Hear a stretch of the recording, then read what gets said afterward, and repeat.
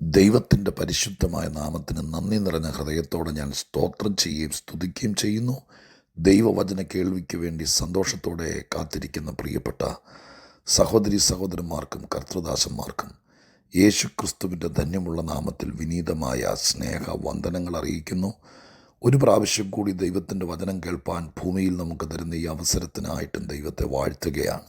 ഓരോ പ്രാവശ്യവും ദൈവവചനം ദൈവമക്കളോട് പങ്കുവയ്ക്കാൻ തരുന്ന അവസരങ്ങളെ ഏറ്റവും വിലയുള്ളതും വിലമതിക്കാൻ കഴിയാത്തതുമായി കർത്തൃസന്നിധിയിൽ എണ്ണിക്കൊണ്ട് ഇന്ന് ഈ കർത്തൃദിവസത്തിൽ ദൈവത്തിൻ്റെ ആത്മാവിൻ്റെ ഹൃദയത്തിൽ തന്ന ഒരാത്മീക ചിന്ത പരിശുദ്ധാത്മ നിയോഗത്തോടെ എൻ്റെ പ്രിയപ്പെട്ടവരോട് പങ്കുവയ്ക്കാൻ ഒരുങ്ങുന്നു.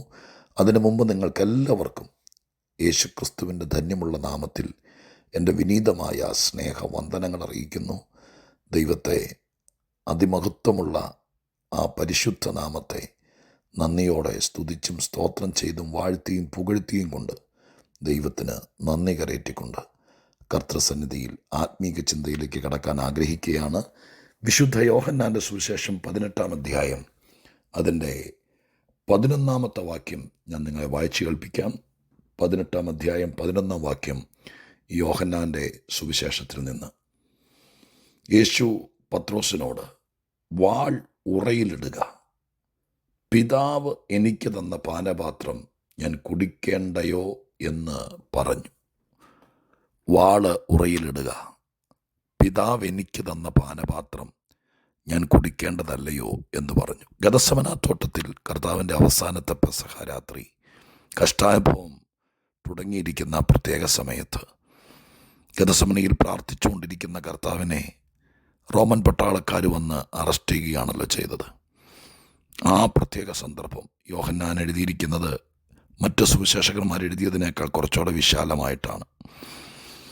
മൽക്കോസ് എന്നറിയപ്പെടുന്ന മഹാപുരോഹിതൻ്റെ ചേവകനെ പത്രോസ് വാടൂരി വെട്ടുന്നൊരു രംഗം യേശുക്രിസ്തുവിനെ അറസ്റ്റ് ചെയ്യുന്നു എന്ന് കണ്ടുകൊണ്ട് അതിന് നേതൃത്വം കൊടുക്കുന്ന സിനദ്രീം സംഘത്തിൻ്റെ തലവൻ്റെ സെക്രട്ടറി ആയിരിക്കുന്നു എന്ന് വേണമെങ്കിൽ പറയാം. ആ മനുഷ്യനെ കയറി പത്രോസ് വാളൂരി വെട്ടുകയാണ്. ഭാഗ്യം കൊണ്ട് വെട്ട് കഴുത്തിന് കൊള്ളാതെ ചെവിക്ക് കൊണ്ട് ചെവി അടർന്ന് താഴെ വീണ് കിടക്കുന്ന പ്രത്യേക സാഹചര്യത്തിൽ യേശുക്രിസ്തു പത്രോസിനെ ശാസിക്കുന്നത് പത്രോസിനോട് വാളുറയിലിടുക എന്ന് പറഞ്ഞുകൊണ്ടാണ്. എന്നിട്ട് കൂട്ടിച്ചേർത്ത വാക്ക്, പിതാവ് എനിക്ക് തന്ന പാനപാത്രം ഞാൻ കുടിക്കേണ്ടതല്ലയോ എന്ന് പറഞ്ഞു. ഇവിടെ കർത്താവായ യേശു ക്രിസ്തുവിൻ്റെ തിരിച്ചറിവിനെയാണ് ഏറ്റവും ശ്ലാഘിക്കുകയും ഏറ്റവും മഹത്വപ്പെടുത്തുകയും ചെയ്യേണ്ടത്. പിതാവ് എനിക്ക് തന്ന പാനപാത്രം ഞാൻ കുടിക്കണ്ടേ എന്ന ചോദ്യം ഒരു നിസ്സഹായതയുടെ ചോദ്യമല്ല. പിടിവിട്ടു പോയതുകൊണ്ട് ഇനിയിപ്പോൾ എന്നെങ്കിലും ആട്ടെ, അല്ലാതെ ഇപ്പം എന്നാ ചെയ്യാനാ എന്ന ഒരു പ്രത്യാശ നഷ്ടപ്പെട്ടവൻ്റെ ഗദ്ഗതവുമല്ല, ഒരു തിരിച്ചറിവാണ്. ആ തിരിച്ചറിവിൽ നിന്നാണ് യേശു പത്രോസിനെ ശാസിക്കുന്നത്. അങ്ങനെയാണെങ്കിൽ ഞാൻ ഇതിനെ പതുക്കെ ഓരോ ഭാഗമായിട്ട് നുറുക്കി നമ്മുടെ ചിന്തയ്ക്കും നമ്മുടെ ശ്രദ്ധയ്ക്കും വിധേയപ്പെടുത്താൻ വേണ്ടി കർത്താവിൽ ശരണപ്പെടുകയാണ്. പിതാവിൻ്റെ പാനപാത്രം എന്നിവിടെ ഉദ്ദേശിച്ചത് മറ്റൊന്നുമല്ല, കഷ്ടാനുഭവമാണ്. കർത്താവ് നേരിടാൻ പോകുന്ന ഏറ്റവും ഘോരമായ പീഡനങ്ങൾ, ക്രൂശിലേക്കുള്ള ആ വലിയ യാത്ര, നൊമ്പരങ്ങൾ, വേദനകൾ, ഒറ്റപ്പെടലുകൾ, ഇതെല്ലാം കൂടി ചേർന്നതാണ് ആ പാനപാത്രം. എല്ലാവരും കൂടി ഇട്ടിട്ട് പോയ രംഗം, ഒറ്റപ്പെട്ട് ചെയ്യാത്ത കുറ്റങ്ങളെല്ലാം തൻ്റെ മേൽ ചാർത്തുന്ന ഒരു പ്രത്യേക അവസ്ഥ. വെറും മൺപൊടികളായ ആളുകൾ ഇത്ര ശക്തനായ ജനപ്രിയനായ ആളുകളുടെ ഇടയിൽ അതിശക്തമായി പ്രയോജനപ്പെട്ട, മരിച്ചവരെ പോലും ഉയർപ്പിച്ച, അതെല്ലാവർക്കും അറിയാവുന്ന ഈ കരുത്തനായ കർത്താവിനെ ചാട്ടവാറ് കൊണ്ടും ചമ്മട്ടി കൊണ്ടുമെല്ലാം നിഷ്കരണം തല്ലി ഒതുക്കുക. കള്ളസാക്ഷികളെല്ലാവരും കൂടെ ചെയ്യാത്ത കാര്യങ്ങളെല്ലാം ചെയ്തു എന്ന് പറഞ്ഞ് ആക്ഷേപിക്കുക. അത് കണ്ടെല്ലാവരും കൂടി പൊട്ടിച്ചിരിക്കുക. അവസാനം ക്രൂശിലേക്ക് കൊണ്ടുപോകുക, നിയമങ്ങളും നീതിയും നടപ്പാക്കേണ്ടവർ പോലും കൈവിടുക. അവസാനം സ്വന്തം തോളിൽ തലചായ്ച്ച് മരിക്കുക. ഇത്രയും കാര്യങ്ങളാണ് ആ പാനപാത്രത്തിനകത്തിട്ടിരിക്കുന്നത്. അത് ഗതികേട് കൊണ്ട് പറ്റിയതല്ല, തൻ്റെ ജീവിതത്തിൻ്റെ കഷ്ടകാലത്ത് വന്നു പെട്ടതുമല്ല. പിതാവ് കർത്താവിന് കൊടുത്ത പാനപാത്രമാണ്. ഈ പാനപാത്രത്തെ, അപ്പൻ കുടിക്കാൻ കൊടുത്ത പാനപാത്രത്തെ വാളുകൊണ്ട് നേരിടാം എന്ന് തിരിച്ചറിവില്ലാത്ത പത്രോസ് വിചാരിച്ചു. അത് നേരിടുകയും ചെയ്തു. അവിടെയാണ് യേശുക്രിസ്തു തടഞ്ഞത്. ഇവിടെ കർത്താവിൻ്റെ തിരിച്ചറിവ്, ആ മനോഭാവം, എൻ്റെ അപ്പൻ എനിക്ക് അനുവദിച്ചതിനെ വാളും വടിയും പണവും കേസും ഗുണ്ടായുസവും കയ്യിലിരിപ്പും വാക്കും ഇതുകൊണ്ടൊന്നും നേരിട്ടതുകൊണ്ട് അർത്ഥമില്ല. അതുകൊണ്ടാണ് പറഞ്ഞത് വാളുറയിലിട്. ഈ പാനപാത്രത്തിന് വാള് ചേരിയല്ല, അതുകൊണ്ട് നേരിട്ടാൽ എതിർത്താലൊട്ട് ഒതുങ്ങത്തില്ല. ഇത് പറയുമ്പോൾ നിങ്ങൾക്ക് ഗ്രഹിക്കാൻ പറ്റുന്നോ എന്നുള്ള ഒരു ആശങ്ക എൻ്റെ അകത്ത് കിടക്കുന്നത് കൊണ്ട് ഞാൻ പൗലോസിൻ്റെ ഒരു കാര്യം കൂടി പറയാം. പൗലോസ് നെഗളിച്ചു പോകാതിരിക്കേണ്ടതിന് പിതാവായ ദൈവം ഒരു ശൂലം പൗലോസിന് വെച്ചു. നിങ്ങൾക്കറിയാവുന്ന സംഭവമാണ് അത്. ആ ശൂലത്തെ നേരിടാൻ മരുന്നുകൊണ്ടോ, എന്തിനേറെ പറയുന്നു, പ്രാർത്ഥന കൊണ്ട് പോലും നടന്നില്ല. പിതാവ് വെച്ചിരിക്കുന്നതാണ്. അതിന് ദൈവകൃപ കൊണ്ട് നേരിട്ട് അങ്ങ് മുന്നോട്ട് പോകുകയേ നിവൃത്തിയുള്ളൂ. എന്നതുപോലെ പിതാവ് അനുവദിച്ച ചില പാനപാത്രങ്ങൾ അതെന്തിനാന്നൊക്കെ ചോദിച്ചാൽ നമുക്കറിയില്ല.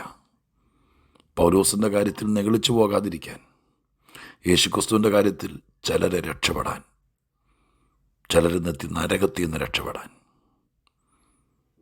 അല്ല, വെറുതെ ഒരു ആവശ്യമില്ലാതെ, ഒരു റീസണും ഇല്ലാതെ ചുമ്മാ ഒരാളെ അങ്ങില്ലാതാക്കാൻ കൂട്ടുനിൽക്കുന്നവനല്ല ദൈവം.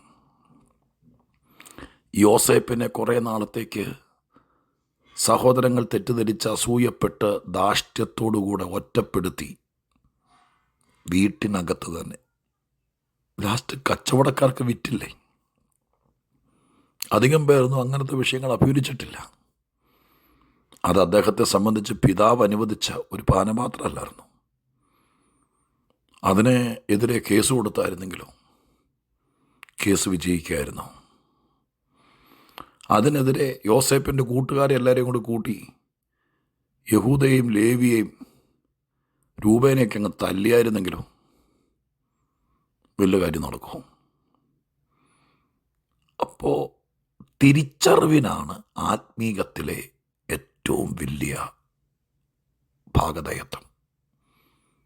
പിതാവ് അനുവദിച്ച ചില പാനപാത്രങ്ങൾ എല്ലാവരുടെയൊക്കെ ജീവിതത്തിൽ കാണും. ഞാനീ പറഞ്ഞു വരുന്നത് സഹിച്ചോ ഇനി വേറെ വഴിയൊന്നുമില്ല എന്നല്ല.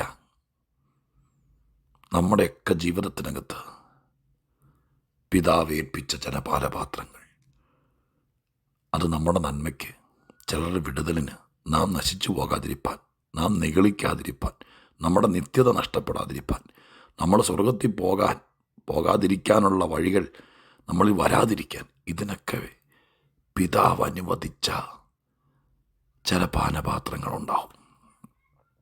അതിപ്പോൾ ആരാണ്, എന്താണ്, എങ്ങനെയാണെന്നും പറയാൻ ഓരോരുത്തരെയും തൊട്ട് പറയാൻ പറ്റുന്നൊരു വേദിയല്ലല്ലോ ഞാനിപ്പോൾ പറഞ്ഞുകൊണ്ടിരിക്കുന്ന ഈ സന്ദേശം. പക്ഷെ നാം തിരിച്ചറിയുക, ചില വിഷയങ്ങളെ വാളുകൊണ്ട് നേരിട്ടുകൊണ്ടൊന്നും കഥയില്ല. ചില വിഷയങ്ങൾക്കെതിരെ നമ്മുടെ മനുഷ്യത്വത്തിൽ പിണങ്ങിയതിരുന്നതുകൊണ്ടോ വെല്ലുവിളിച്ചതുകൊണ്ടോ ഇനി നിന്നെ ജീവിതത്തിൽ മിണ്ടത്തില്ലെന്ന് പറഞ്ഞുകൊണ്ടൊന്നും കഥയില്ല. അതൊക്കെ അപ്പൻ അനുവദിച്ച പാനപാത്രമാണ്. ചിരിച്ചുകൊണ്ട് സ്തോത്രത്തോടെ ദൈവകൃപയിൽ ആശ്രയിച്ച് നേരിട്ട് മുന്നോട്ട് പോവുക, അതേ വഴിയുള്ളൂ. ദൈവകൃപ കൊണ്ട് ജയിക്കേണ്ട വിഷയത്തെ വാളുകൊണ്ട് നേരിടരുത്. കർത്താവിൻ്റെ സഹായം കൊണ്ടും പരിശുദ്ധാത്മാവിൻ്റെ നിറവ് കൊണ്ടും മുമ്പോട്ട് പോകേണ്ട വിഷയത്തെ പണം കൊണ്ടും പത്രാസ് കൊണ്ടും മർക്കടമുഷ്ടി കൊണ്ടും കയ്യൂക്ക് കൊണ്ടും ഒന്നും നേരിടരുത്.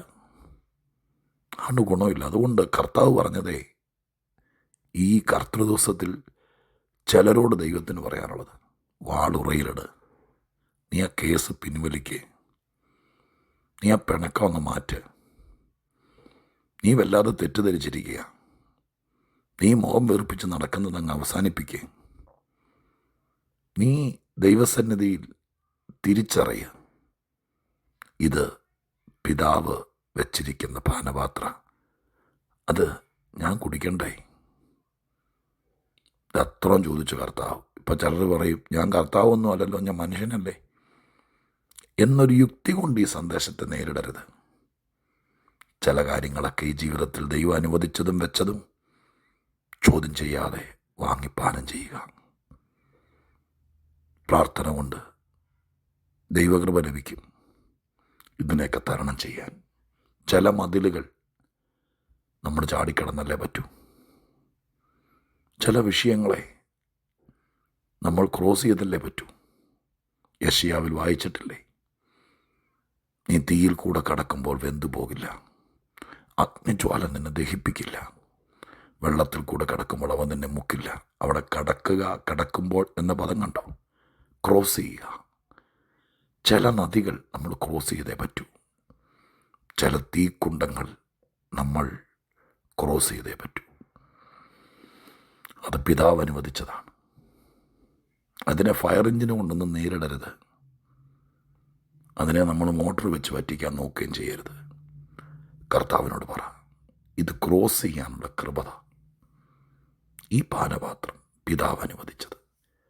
അതിനെ ഞാൻ വെറുതെ പണം മുടക്കുകയുള്ളൂ, കാശ് പോകത്തുള്ളൂ, വെറുതെ വാളുകൊണ്ട് തലങ്ങും വിലങ്ങും വെട്ടാന്നുള്ളൂ. പാനപാത്രം നീങ്ങിയല, അത് കുടിച്ച് അപ്പുറം പോയേ പറ്റൂ. ഇനി ഞാനൊന്നും പറയുന്നില്ല. ബാക്കി നിങ്ങൾ വിചാരിക്കാനും ചിന്തിക്കാനും ഗ്രഹിക്കാനും പ്രാർത്ഥിക്കാനും നിങ്ങൾ കാര്യങ്ങളെ മനസ്സിലാക്കാനും വേണ്ടി വിട്ടുതരികയാണ്. ഞാനൊരു വാക്ക് പ്രാർത്ഥിക്കാം. പരിശുദ്ധ ദൈവമേ, ഞങ്ങളുടെ സ്വർഗീയ പിതാവേ, കർത്താവ് ഗദസമന തോട്ടത്തിൽ വെച്ച് പറഞ്ഞ ഈ ഭാഗം എത്ര വലിയ തിരിച്ചറിവാപ്പ. ഞങ്ങളീ പലരും അസഹിഷ്ണുരാകുന്നത് ഞങ്ങൾ വല്ലാതെ തെറ്റിദ്ധരിക്കപ്പെടുന്നത് കൊണ്ടും തിരിച്ചറിവില്ലാതെ പോകുന്നത് കൊണ്ടുമാണ്. ചില കാര്യങ്ങളെല്ലാം സ്വർഗത്തിലെ അപ്പൻ അനുവദിക്കുന്നത്.